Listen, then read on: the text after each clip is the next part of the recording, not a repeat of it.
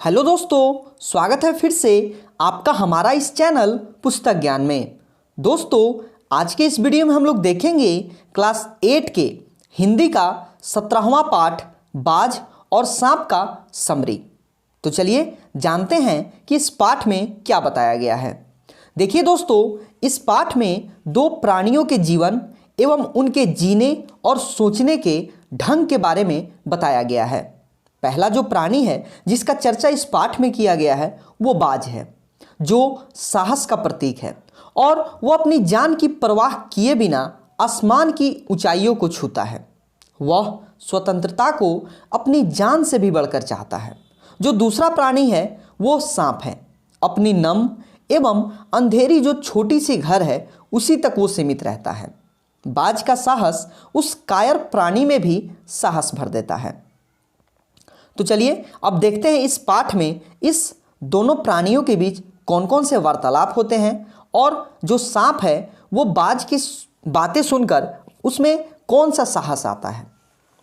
समुद्र के किनारे ऊंचे पर्वत की अंधेरी गुफा में एक सांप ने अपना घर बना रखा था।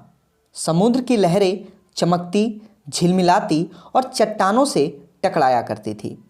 पर्वत की अंधेरी घाटियों में एक नदी बहती थी जो पूरे जोश के साथ समुद्र की ओर जाती थी। नदी और समुद्र के जो मिलने का स्थान था वहां पर जो लहरें उठती थी वो दूध सी सफ़ेद दिखाई पड़ती थी। अपनी गुफा में बैठा सांप लहरों का गर्जन, आकाश में छिपती पहाड़ियां, नदी की गुस्से भरी आवाज़ सब कुछ देखा और सुना करता था। वह इनके गर्जन तर्जन से स्वयं को बड़ा ही सुखी समझता था और वो अपने आप को सबसे दूर, सुखी तथा अपनी गुफा का मालिक समझता था। यही उसका सबसे बड़ा सुख था। एक दिन एक बाज खून से लथपथ उसकी गुफा थी उसमें आकर गिर पड़ता है।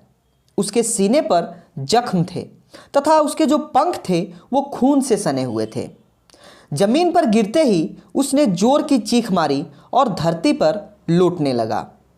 उस डरे हुए सांप ने सोचा कि अब जब बाज अपनी अंतिम सांसें गिन रहा है तो उससे डरना बेकार है।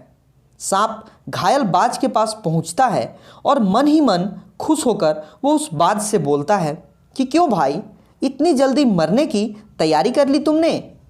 बाज ने कराह भरते हुए कहा, लगता है कि मेरी आखिरी घड़ी आ गई है, परंतु मैंने अपनी जिंदगी को जी भर कर जिया है।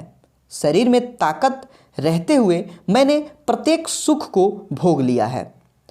मैं दूर दूर तक मैंने आकाश में उड़ानें भरी है और आकाश की जो ऊंचाई है उसे नापने की मैंने कोशिश भी की है, पर तुम्हारा दुर्भाग्य है कि तुम जिंदगी भर आकाश में उड़ने का जो आनंद है उसे कभी नहीं उठा पाओगे। सांप ने उससे कहा, आकाश को लेकर उसे क्या चाटना है मुझे? आकाश में आखिर है क्या? तुम्हारा आकाश तुम्हें ही मुबारक हो। मेरे लिए जो है यह गुफा ही भली है। यही मेरे लिए सबसे सुरक्षित तथा आरामदायक जगह है। सांप को बाज की जो ये मूर्खतापूर्ण बातें थी ये सुनकर हंसी आ जाती है। वो सोच रहा था कि आखिर उड़ने और रेंगने में क्या फ़र्क है। अंत में सभी को मरना ही है। मिट्टी का शरीर है और इसे मिट्टी में ही मिल जाना है। अचानक बाज ने अपना सिर उठाया और चट्टान की दरारों से गुफा में टपकता पानी और वहां फैली सीलन, अंधकार और कुछ सड़ने जैसी गंध महसूस की।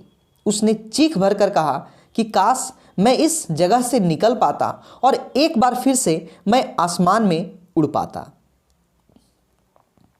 बाज की यह आवाज और ये चीख सुनकर सांप के मन में आकाश के प्रति इच्छा जाग उठी, क्योंकि बाज उसके लिए बड़ा ही व्याकुल था। उसने बाज से कहा, यदि तुम्हें स्वतंत्रता इतनी ही प्यारी है तो तुम इस चट्टान के किनारे से उड़ क्यों नहीं जाते? शायद तुम्हारे पैरों में अभी भी इतनी ताकत बाकी हो कि तुम उड़ सको। सांप की बातें सुनकर बाज में नई आशा जाग उठती है। वह दुगुनी उत्साह से अपना जो घायल शरीर है उसको चट्टान के किनारे तक ले आता है। खुले आसमान को देखकर उसने अपने पंख फैलाए और वो हवा में कूद पड़ता है। उसके टूटे जो पंख थे वो शक्तिहीन हो चुके थे, अब उसमें शक्ति मौजूद नहीं थी। उसका शरीर पत्थर सा लुढ़कता हुआ नदी में जा गिरा। एक लहर उसे अपनी गोद में समेटे सागर की ओर चल पड़ी। बाज की मृत्यु ने सांप को बड़ी ही चिंता में डाल दिया। वो सोचने लगा कि ये आकाश की शून्यता में ऐसा कौन सा आकर्षण छुपा हुआ है जिसके लिए बाज ने अपने प्राण तक त्याग दिए। आकाश में ऐसा कौन सा खजाना छिपा है, मुझे भी जाकर पता लगाना चाहिए। इसी बहाने कम से कम मैं उस आकाश का स्वाद भी चख पाऊंगा। यह सोचकर उसने अपने शरीर को आकाश की शून्यता में छोड़ दिया। सांप का शरीर क्षण भर के लिए आकाश में चमक उठता है। जीवन भर रेंगने वाला सांप छोटी छोटी चट्टानों पर धप से जा गिरता है। ईश्वर की कृपा से उसकी जान बच जाती है। अब सांप सोचने लगता है कि यदि उड़ने का यही आनंद है तो मैं अब इससे तंग आ गया हूँ। मूर्ख पक्षी धरती के सुख से अनजान रहकर आकाश की जो ऊंचाई है उसे नापते रहते हैं। मैंने तो जान लिया कि आकाश में खूब सारी रोशनी के सिवा और यहाँ पे कुछ भी मौजूद नहीं है। वहाँ शरीर को संभालने या सहारा देने के लिए आसमान में कोई ऐसा स्थान भी नहीं है। फिर पक्षी धरती के प्राणियों को छोटा क्यों समझते हैं। अब मैं कभी धोखा ना खाऊंगा। मैं तो बाज की बातों में आकर ही आकाश में कूदा था। मरते मरते बचकर मैंने यही जाना कि अपनी जो घर है वो सबसे अच्छा है। आकाश की स्वच्छ छंदा से मुझे क्या लेना देना। अपने प्राणों को खतरे में डालना कहाँ की चतुराई है। सांप सोचने लगा कि आकाश की आज़ादी प्राप्त करने के लिए जो बाज है उसने अपनी जान गंवा दी। थोड़ी देर के बाद सांप ने चट्टान से धीमा संगीत सुना। संगीत के स्वर साफ साफ सुनने के लिए उसने चट्टान के नीचे झांकने की कोशिश की। चट्टानों को भिगोती लहरें मधुर स्वर में गा रही थी। उनका गीत साहसी तथा मृत्यु से न डरने वालों के लिए है। वो जो गीत है उस गीत में वो सुनता है, वो गीत इस प्रकार से कह रही थी कि ओ निडरबाज, शत्रुओं से लड़ते हुए तुमने अपना कीमती खून बहाया है।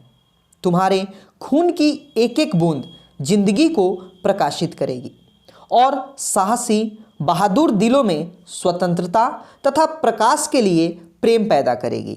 साहस और वीरता के गीत जब भी गाए जाएंगे तुम्हारा नाम श्रद्धा और गर्व से लिया जाएगा। उनका गीत मौत से न डरने वालों के लिए है। तो दोस्तों, यह था इस कहानी का एक छोटा सा हिंदी समरी जिसके रचयिता है निर्मल वर्मा जी। तो इस वीडियो में बस इतना ही। मिलेंगे हम अगले वीडियो में किसी दूसरे टॉपिक के साथ, किसी दूसरे चैप्टर के साथ। तब तक आप हमारे इस चैनल पर बने रहिए और हमारे वीडियो को देखते रहिए। दोस्तों, अंत तक हमारे इस वीडियो में बने रहने के लिए आपका बहुत बहुत धन्यवाद। तो मिलते हैं अगले वीडियो में।